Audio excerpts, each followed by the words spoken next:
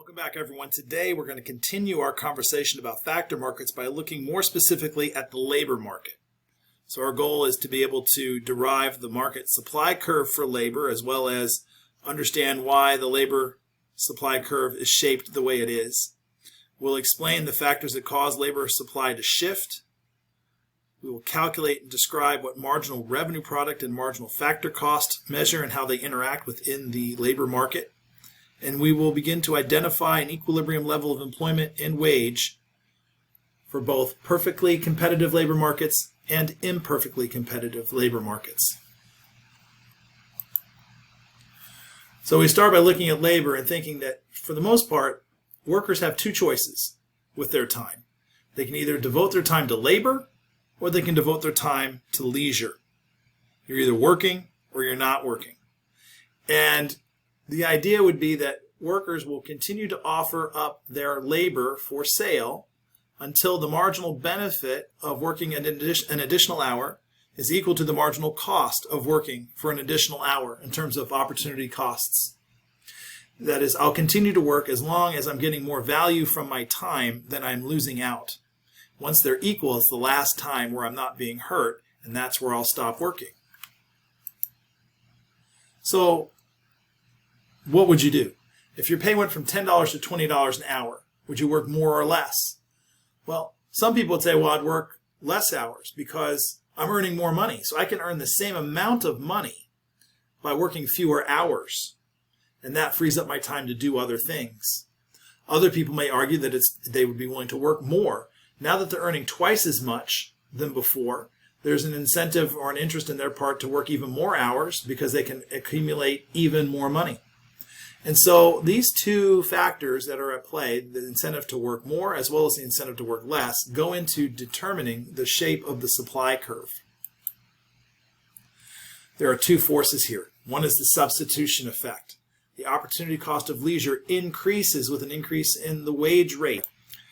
Every hour I spend not working represents a lot of things I'm missing out on in terms of salary. And so there is an incentive for me to work more hours. I will supply more labor. At the same time, there is an income effect going on here. The higher the wage I receive, relatively more wealthy I become. And the more wealthy I become, the more interested I become in pursuing leisure because I simply don't need to work as much. And so at some point, the supply of labor begins to bend backward. That is, I'm willing to work more as you increase my wage rate to a point. And after that, you can keep raising my wage, but I'm going to work less and less because I'd rather spend my time pursuing leisure because I simply have enough income to do all the things that I want to do. So the supply of labor tends to be backward bending. So when the substitution effect outweighs income effect, I will offer more labor as the wage rises. But there will come a time at which the income effect overwhelms and begins to draw the supply of labor backward. That's pretty realistic for most of us. There is a point at which you can pay me $1 million an hour and I'll work a couple hours a day. But if you pay me $20 an hour, I'll work 8 to 10 hours a day.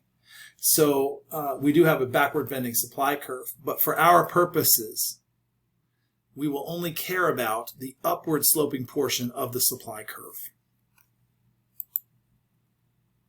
The market labor supply curve will be the sum of all of the individual supply curves. So there are 1 million workers. So each worker is willing to work a certain number of hours at each wage rate. So we would just add all those 1 million workers together to determine how many hours of labor will be supplied at each possible wage rate. We will refer to the wage as the marginal factor cost. That is the additional cost that each new factor of production costs the firm. In the case of labor, the marginal factor cost will be equal to the wage in perfect competition. And that marginal factor cost will be perfectly elastic in perfect competition when factor markets are perfectly competitive, where workers are exactly equal in all ways. We will see a perfectly elastic marginal factor cost or perfectly elastic wage. The profit maximizing rule then for hiring labor would be that the marginal revenue product of labor should be equal to the marginal factor cost of labor for the last worker hired. The last person I hire will bring in as much money to the company as that person costs for their labor. So again, marginal benefit should equal marginal cost. When we graph the labor market, we're assuming a perfectly competitive labor market in which all the workers are exactly the same. We would do side-by-side graphs, just like when we did perfect competition in the product market. On the one side will be the industry graph that has the supply of labor for all the workers, the demand for labor, which is the marginal revenue product. They will intersect, and we will get a market wage. That market wage will be paid by all firms. They will not pay more than that market wage because the supply of labor would be infinite if they offered more. Every worker in the world would want to work for them. And if they charged 1 penny less, they paid 1 penny less in wages, they'd get nobody wanting to work for them because that would be less than what they could get at any other employer. So in perfectly competitive labor markets, we will have this perfectly elastic supply of labor. Where that perfectly elastic supply of labor intersects the demand curve, the marginal revenue product, will determine how many units of labor each individual firm will hire. So it's just like what we've done in product markets. Another concept that's similar to what we've done in product markets is this concept of economic rent. Economic rent occurs when you make a payment or receive a payment over and above the minimum necessary to produce, or in this case, to offer up labor. So workers are the suppliers of labor. As long as the wage rate is above the minimum price they need to receive in order to work a certain number of hours, then those workers are receiving economic rent. It's very similar to this idea of producer surplus. There are a number of factors that will cause labor supply to shift. One is preferences or social norms. That is, if people choose to want to work more or less as a result of a societal change, we'll see an increase or decrease in supply. When women entered the labor force after World War II, for example, you saw a shift in labor supply or an increase to the right when it comes to the amount of labor available. Or in the 70s and 80s, as more and more women entered the workforce, you saw an increase in the supply of labor. Population. When baby boomers entered into the workforce in the 60s and 70s, you saw a right shift in the supply of labor. There were lots and lots of people who are now available to work that were not available in previous years. That would be a shift to the right in labor supply. Opportunities. It might be something like women were pretty much limited to teaching jobs at one point, or secretarial jobs. But as society opened up and thought more positively about women in STEM fields or military or things like that, you'd see more women entering into those areas and see an increase in the labor supply for those particular jobs. And then wealth is another issue. The wealthier people get, the less likely they are to supply labor. So teenagers' willingness to seek summer employment has sort of fallen in recent years. And some people wonder why. One reason may be that teenagers, at least in middle-income, upper-middle-income families, parents now pay for a lot of things that kids used to have to pay for on their own. So if your parents are willing to support you and your lifestyle and pay for your gas and your dinners out with your friends and other things, there's no need for you to work in order to have the things you want. And so the amount of labor supplied would shift to the left, would be less. There'd be fewer people working at every wage rate than before. Again, if there's a change in the price of wages, right, change in the price of the factor of production, we'll see a movement along the supply curve. But if one of these four things that I just mentioned changes, we will see a shift in the labor supply.